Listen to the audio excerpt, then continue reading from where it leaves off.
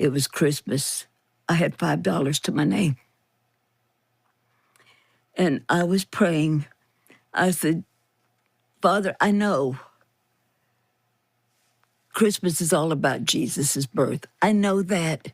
But the kids, Father, I need help. Christmas morning, they're not going to have anything. I need you to step in. And about a week to 10 days later, somebody knocked on the door. I opened the door, and it's 3 or 4 people standing out there and asked me, "Are you Gloria?" I said, "Yes, who are you?" And they said, "Do you have 6 children?" and knew their ages.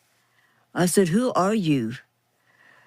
And they said, we are from a Catholic organization, and your name was submitted to us, and you're not even in our area, but we were given your name, and we have Christmas gifts for the kids.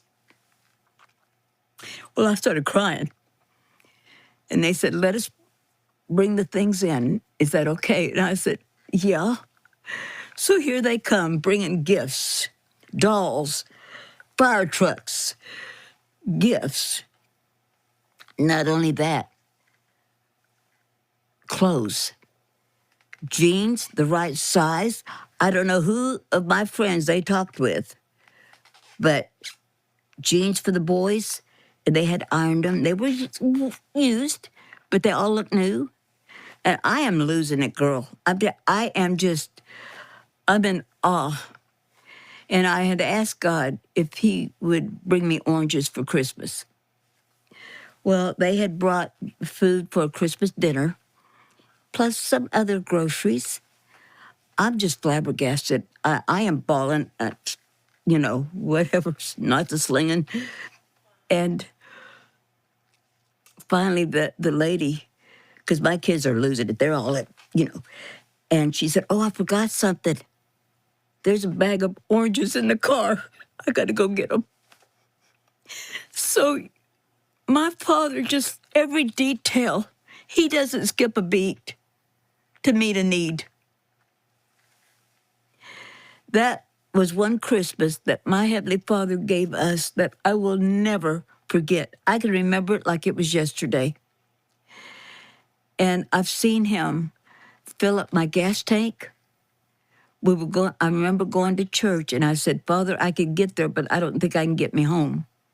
Because we lived quite a ways from the church.